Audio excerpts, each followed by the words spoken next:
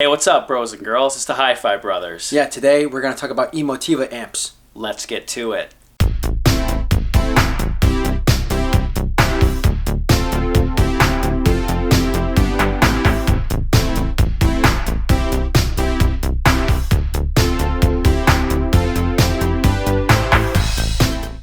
Hey, welcome everybody to today's episode. It's going to be a short video today. We just want to kind of give you a quick buyer's guide to buying amps for your home theater system.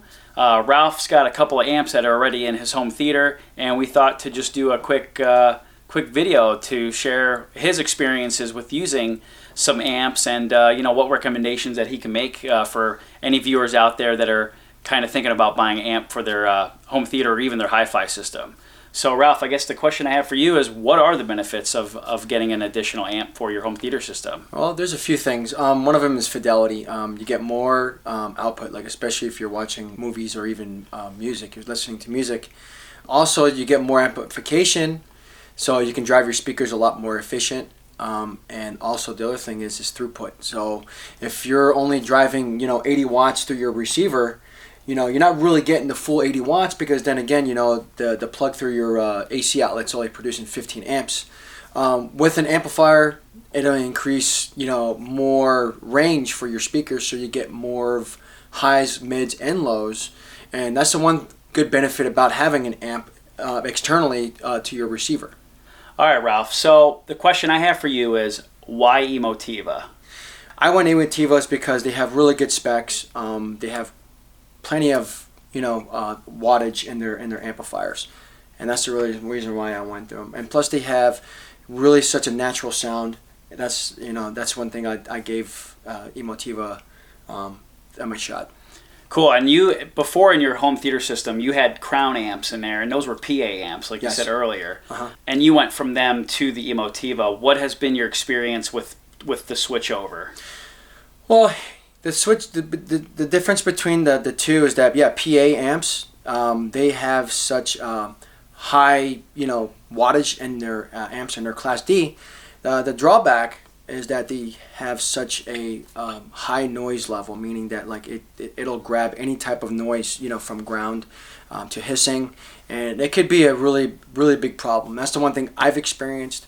So when I went to a traditional home theater amp like Emotiva, it eliminated every single thing.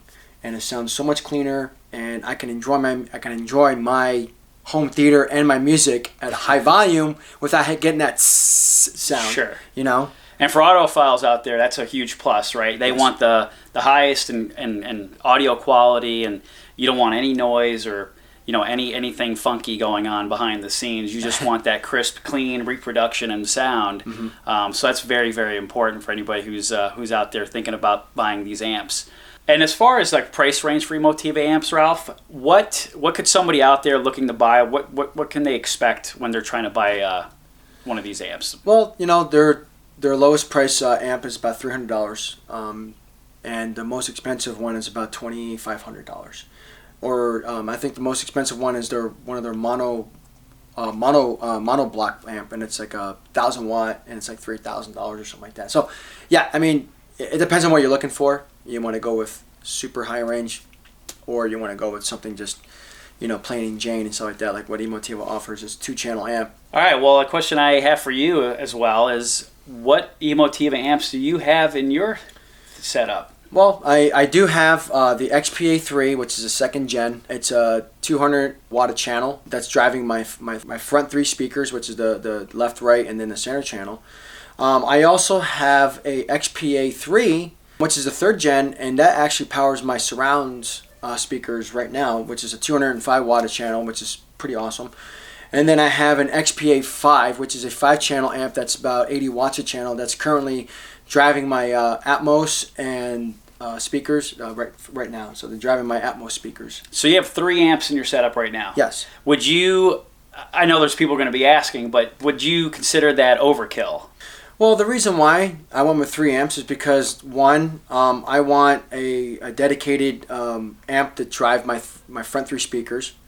And then I have an additional 200 watt channel separate amp that's doing my surround speakers. Yeah, that seems like I could have went to an XPA5, which has a 200 watt channel, but like I said, you're looking at budget.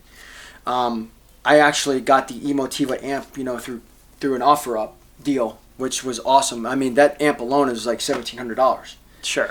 But I got it for $550. Don't tell anybody. Anyway, so that's the reason why I actually kind of just budgeted myself. I mean, there are deals out there, and you can find them.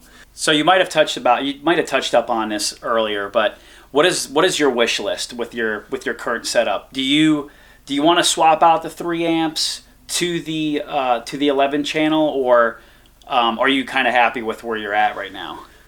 Currently, I'm kind of happy, but if it was my wish list, I would definitely want to get a XPA7.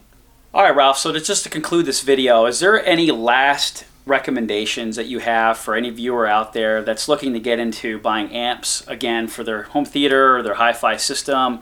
And if they're going with, Emotiva as their sole amp provider, what lasting recommendations would you give somebody? My last recommendations were to make sure that you look at the specs. Make sure that you can know what the type of fidelity that it puts in is. Is it a full range amplifier? Is it a PA amp? Make sure that it has the filters to lower down the noise when you plug it into the wall. And that's one thing that you have to look at. So keep that in mind, but other than that, whatever you choose at the end of the day, I hope it makes you happy.